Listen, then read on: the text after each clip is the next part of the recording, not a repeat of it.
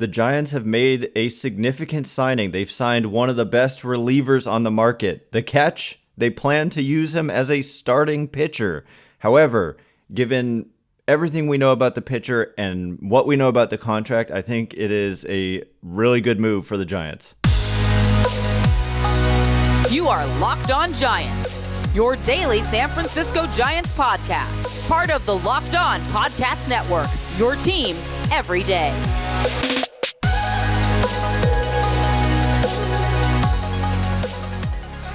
Hello and welcome to Locked On Giants, part of the Locked On Podcast Network, where it's your team every day. My name is Ben Kaspick, and on the show we provide episodes 3 days a week for now, back to 5 when pitchers and catchers report, and then 10 months out of the year, 5 days a week, talking about the San Francisco Giants in a way that's data-driven and rational, but also simple, passionate, and accessible to all. I'm a former contributor for the baseball statistics and analysis websites Beyond the Box Score and Rotographs. I've been podcasting about the Giants since 2015, and I'm a lifelong fan. Thank you for making Locked On Giants your first listen every day. We're free and available wherever you get your podcast, including YouTube. So check us out there if you haven't already, and please hit that subscribe button wherever it is that you're following the show. Today's episode is brought to you by Game Time. Download the Game Time app, create an account, and use code LOCKEDON for $20 off your first purchase. And coming up on today's show, breaking news. The Giants have signed reliever Jordan Hicks, someone we haven't really talked much about on this show, but someone I've thought about, like when we look at the relief pitcher market that's out there. Like Josh Hader, basically numero uno. And then you look at Jordan Hicks. This is a guy that many considered to be the second best reliever on the market. And in the back of my mind, I'm like, we've talked about the Giants focusing on pitching and defense and just kind of beefing up that area of their team in order to compete because they've had a hard time luring free agent hitters. In the back of my mind, I'm like, man, they should go out there and get like a Josh Hader or a Jordan Hicks, and they get Jordan Hicks. But the big catch is that they plan to use him as a starting pitcher, and so it's very complicated. But basically, it's a 4-year, $44 million deal, and this contract is right in line with industry expectations for what Jordan Hicks was going to get when people assumed he was going to be a reliever. And so any kind of like panic about the Giants, I don't know, that it's an overpay or something. They're not paying extra to move him to the rotation.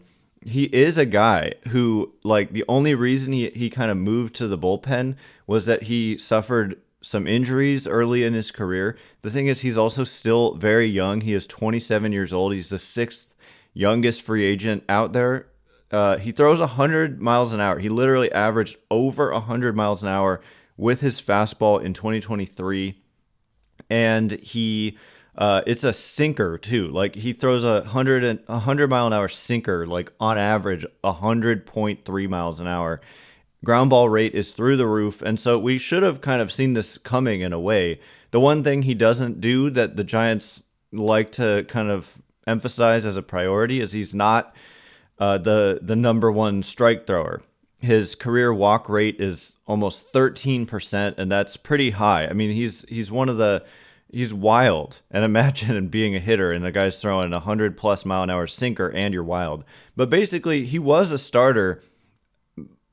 Looking through his minor league career, he, often was a starting pitcher, and St. Louis eventually kind of just converted him to a full-time reliever. And he basically had like kind of a breakout type season this year, 65 2/3 innings, ERA 3.29, expected ERA almost identical at 3.30, fielding independent pitching 3.22. So this is, and like for the money, $11 million a year, you're paying him a fair contract if he's just a reliever. And so if it doesn't work out as a starter, it's no big deal to shift him to the pen, and you've got a guy throwing 100-mile-an-hour turbo sinkers to pair with Camilo Doval at the back end of your bullpen. And so I don't see the downside there.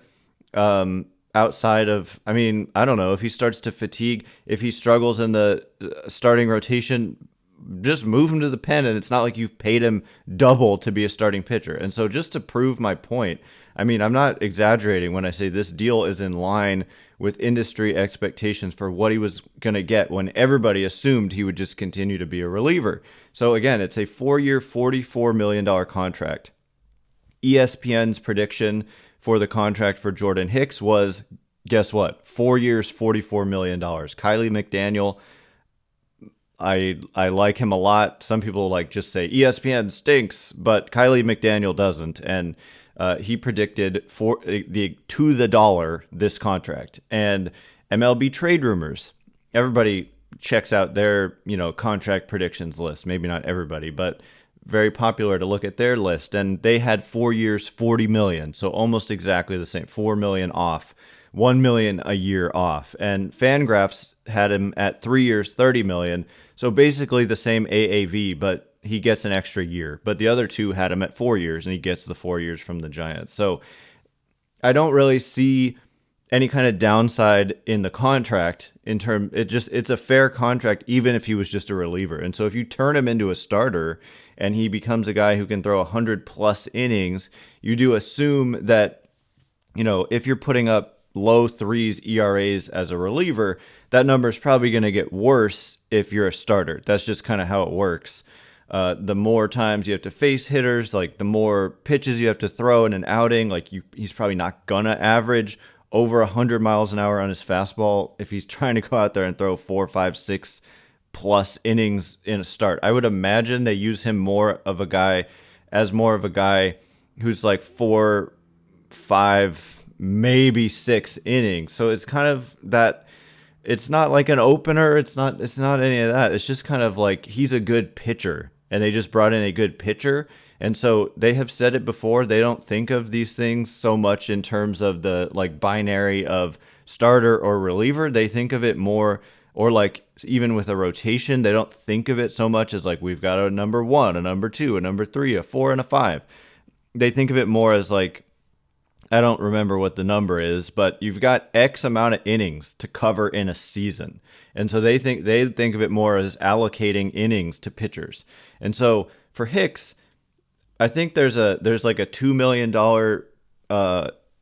bonus for Hicks if he surpasses 100 innings pitched. I believe I saw that tweeted out by Susan Slusser. So yeah, she says, I'm told Hicks can make an additional $2 million in performance bonuses based on innings starting at the 100 inning mark. So maybe that's every year of the deal. And so yeah, they would be paying extra, but they'd only be paying extra if he manages to pitch over 100 innings. And if he does, then things are working out, because if things aren't working out, you move him back to the pen and he won't reach 100+ innings. And so I just think it's a savvy move. You get one of the youngest free agents out there, 27 years old, a young 27 too, I believe. He's 27. Yeah, he only turned 27 in September, so he's going to play pretty much all of this season at age 27. And the dude throws 100 miles an hour on average, and it's a sinker. And so, and they've talked about cleaning up the defense, and if they continue to do that, make some additions, perhaps a Matt Chapman really is in their future. And you've got all these ground ball pitchers in Webb and Cobb, who's, injured right now, and Hicks now.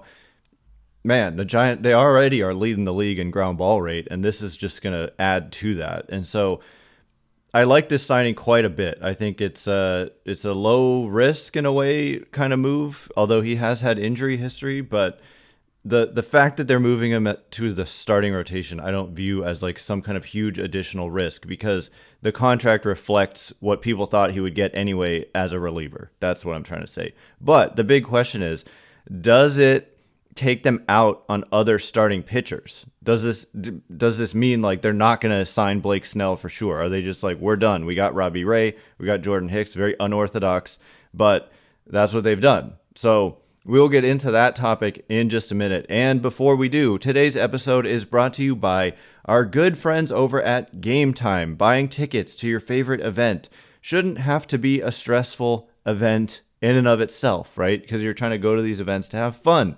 And so why should the process of buying these tickets stress you out like it did to me prior to game time? And what I love about game time, two things mainly for me.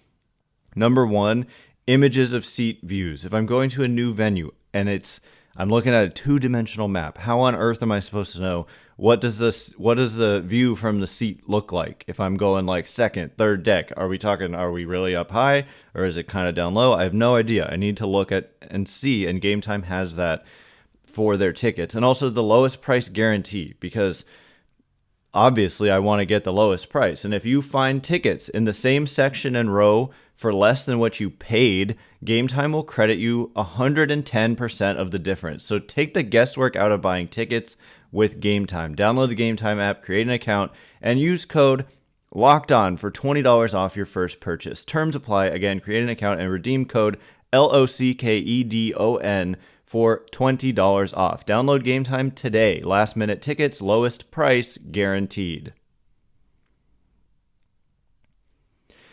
All right, as promised, more about the Jordan Hicks signing for the San Francisco Giants. I just think it's really interesting, and the question is, does this, the way they've gone about doing things, it's always in some ways unexpected and a little bit different, but I actually like the moves that they've made. But what does this mean about their starting rotation? Does it take them out on guys like Blake Snell and Jordan Montgomery? There's some conflicting kind of back and forth on Twitter from some significant names out there, so we'll break that down. Thanks again for making Locked On Giants your first listen every day. Everydayers, coming up next week, if the Giants do anything, we'll have that covered, and also we're going to get into these the arbitration settling deadline being yesterday, and the Giants came to terms with a number of players. They did not come to terms with one player. What does that mean? We've also got a ton of mailbag questions, so a lot of content for you next week. Anyway, so what is the state of the rotation if suddenly Jordan Hicks is in there as a starter? So it's complicated because you've got two guys injured and won't pitch for, Robbie Ray, we've heard like first half of the season he won't pitch. Alex Cobb, I still don't know. I still haven't gotten enough solid information on when exactly he's coming back, but I believe he's going to miss at least a couple months. And so I'm focused on, okay, what is the rotation without those two guys? So without those two guys, you're currently looking at Logan Webb, obviously at the top. And then there's just this like hodgepodge kind of mix of uncertainty with, you've got Ross Stripling, who was like really good 2 years ago and horrible last year for the Giants. And then you've got Kyle Harrison, who has extreme upside and youth, and there's a lot of excitement there, but he's an unknown. And then you're adding Jordan Hicks here, and that's also like, huge arm, but command issues, injury history. I don't know exactly what his injuries have been over the years, but he has dealt with injuries. And so you could say, there's definitely a case to be made. A guy with an injury history, there's a reason they moved him to the bullpen, and it had to do with injuries. So there's risk there as well. And, but also upside. Definitely upside. When you're talking about a guy who averaged over 100 on his fastball, and it's a sinker, and he gets crazy amount of ground balls. That's wild. And to have that in your rotation is tantalizing. And then you're looking at, Keaton Winn and Tristan Beck kind of being in that mix for that fifth starter spot. And so does it mean that they're out on Blake Snell? Well, I want to go to Susan Slusser and Bob Nightingale kind of having conflicting reports here. Bob Nightingale, of course, of USA Today, not the number one authority on having correct info all the time, particularly about the Giants. But what Nightingale tweeted today at about 11 a.m. was that now that the San Francisco Giants are converting Jordan Hicks to a starter after signing him to a 4-year, $44 million contract, it all but officially eliminates any idea that free agent starter Blake Snell could wind up in SF. So that's quite a statement. And the question is he just saying that based on, just his own thinking, or does he have somebody telling him that? But Susan Slusser, who I would trust much more, had this to say. She says, she quote tweets him and says, "I wouldn't say that at all. I think this move takes account of DeSclafani innings plus Cobb/Ray unavailable first half. I don't think it impacts Snell pursuit. Entirely different beasts." And so that's the $150 million question. And the answer from my perspective is, I don't know. I think it could. It depends on how aggressive the Giants really want to be and how much are they willing to spend. Because right now, with the addition of, the $11 million a year for Hicks, it puts their payroll up to roughly $168 million. Their luxury tax payroll at about $208.4 million. And the first luxury tax threshold is at 237. So they are still about 30 million below the first luxury tax threshold. And so that would kind of only leave you room. There's no salary cap in baseball. I get annoyed whenever I see anyone referring to this as a cap. It is not a cap. It is you can call it a soft cap if you want, but you can spend $1 billion on payroll. You're just going to be taxed a lot. But there's no cap. And certainly there's 4 luxury tax thresholds. And we're talking about the first one in regards to the Giants. There's increasingly stiff penalties the higher you go. And the fourth tier is the stiffest. And we're talking about the Giants even approaching the first tier of penalties. And so, yeah, and that number is 237. And like I said, the estimate for the Giants right now is 208.4. And so, yeah, about 29 million short, 28 and a half. So that's probably about what Blake Snell's going to cost. And so if you were to sign a Blake Snell, I don't think there's any room there financially if you're not willing to exceed that first luxury tax threshold to add a position player. And so the question becomes, are you satisfied with your rotation enough, with your really kind of unproven and unusual rotation, unusual in a better way than last year, I will say, because Ross Stripling, Sean Manaea, these were more boring, kind of lower upside pitchers, right? Whereas I think Jordan Hicks is a much higher upside kind of move here. And the flexibility that he provides makes it so when you do have Robbie Ray and Alex Cobb coming back, you get to kind of maybe move Hicks back to the bullpen if he's the guy if you got Keaton Winn and Tristan Beck kind of breaking out and Kyle Harrison, it creates a lot of flexibility there in that rotation. And so I don't like this, but I could see them saying we're kind of that they are kind of good with their rotation. And when I say good, I mean from their perspective, set in a way, even though it's very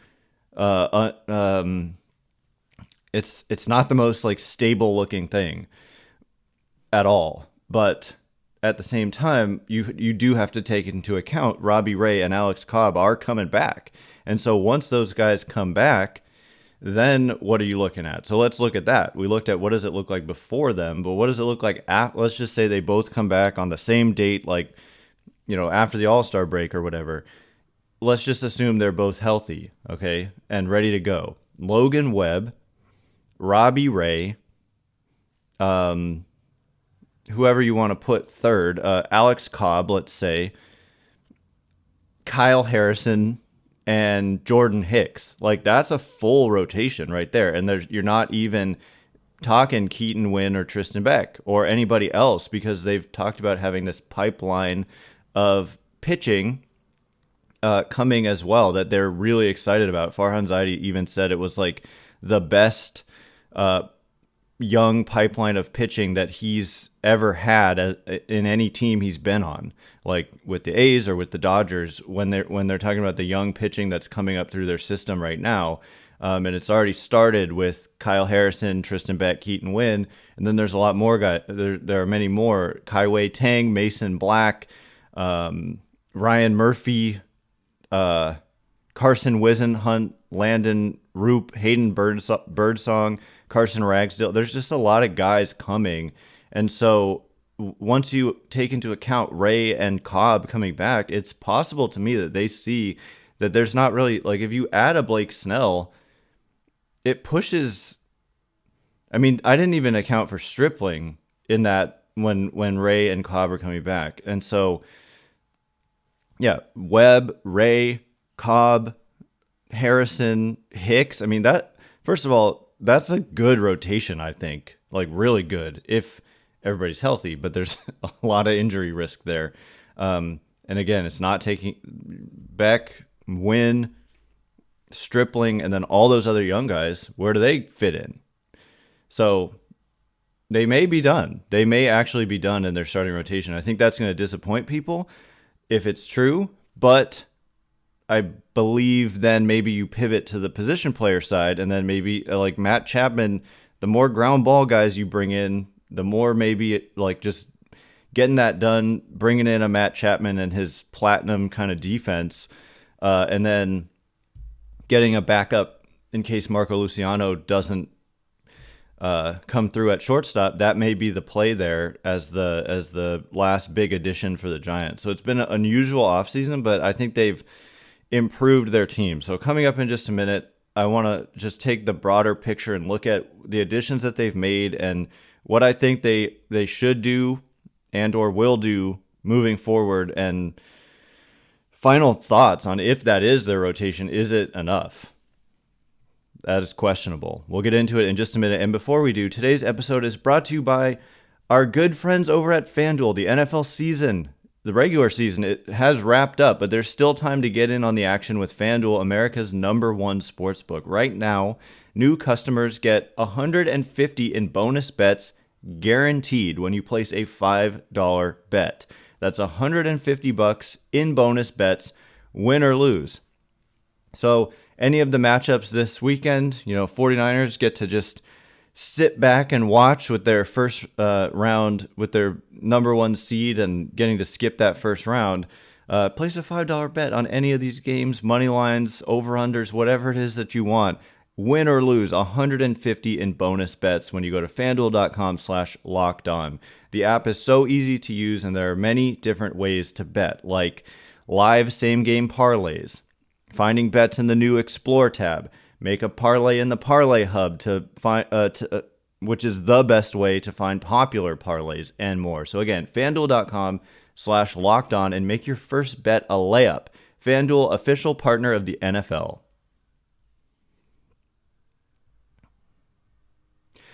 All right, as promised, we are going to get into just where do the Giants go from here? Where do the Giants go from here? Because I've kind of talked myself into thinking that they may actually be done in their starting rotation. They clearly want flexibility there, and they've given themselves flexibility there because Jordan Hicks, like I said, I want to reemphasize this. If it doesn't work out, or if Kyle Harrison breaks out and somebody else breaks out, and then you've got all Robbie Ray coming back, Alex Cobb coming back, you move Hicks to the bullpen, and this contract is right in line with what people expected for him as a reliever, and he becomes like he's a back end reliever. Like, a lot of teams would assign this guy to be their closer, and if you pair him with Camilo Doval, and you've also got the Rogers twins, for me, honestly, when I say, I was thinking about they gotta think about their run prevention, is when I look at the kind of projected bullpen, there's some weakness in the bottom half of that pen, and so I don't know. This kind of pushes somebody out of that rotation into the pen. Maybe Tristan Beck, maybe Ross Stripling. So we'll see there. Anyway, thanks again for making Locked On Giants your first listen every day, everydayers. Next week, we will be getting into the arbitration, avoiding arbitration. The deadline to exchange figures, it's complicated, but the Giants avoided arbitration with 3 players. did not avoid it with another. What does that mean? Who was it? Why didn't they avoid it? And like I said, what does it mean? And much more. So anyway, I think, like, honestly, I could still see them adding a reliever when I look at this projected bullpen. If Hicks is not in the pen, we talked about what does that rotation look like? Well, what does the bullpen look like? And you've got Doval, which is great, foundational, closer, young. You've got Tyler Rogers, you've got Taylor Rogers, both of whom just have really good track records at this point in their careers. Luke Jackson, still here, has had some big seasons, was kind of hit or miss at times last year, but mostly pretty good. Ryan Walker kind of quietly had a breakout good season there. But then if you look at the projections for the rest of this pen here, we're talking like, I don't know, Sean Jelly is projected into there according to Roster Resource. I would doubt that, but that just goes to show you, like, John Brebbia is a free agent, so he's not in here. Scott Alexander is a free agent, so he's not in here. Eric Miller, a guy they just added to the 40-man who has never pitched in the major leagues, he's projected on here. And then Tristan Beck projected on here too. I'd probably take Beck, put him in the rotation ahead of Stripling personally, but still, it just goes to show you that they could still afford to add a reliever or two to this mix.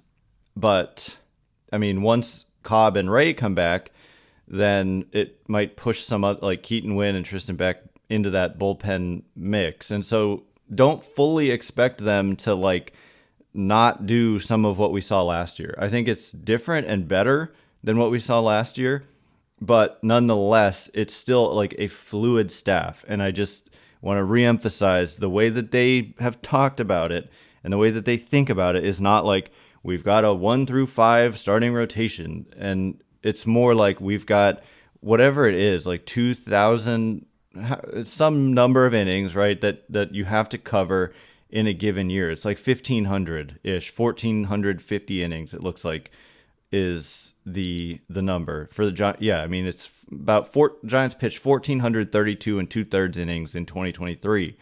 And so you just have to cover that many innings. And so you start, when they're thinking about it, they're like, okay, how many innings are we going to get from Robbie Ray? How many innings are we going to get from Logan Webb, Alex Cobb, Jordan Hicks? And they just try to cover their innings instead of thinking about it as the old mode of thinking of just like, we've got our 1 through 5 and we've got our bullpen in this structure. So last year was super frustrating from a pitching standpoint, and I get it. And I don't think we'll see it to that extreme. And I think this version will be better because they've brought in some better players. Like the way that certain guys just really, really struggled. Like I think like Jordan Hicks represents so much more upside and intrigue than Manaea or Stripling, just for example. And the further, Kyle Harrison arrived, and so he's here now. And then Tristan Beck and Keaton Winn like proved themselves enough that they should get some shots. And so I think it's going to look aesthetically a lot better than it did last year.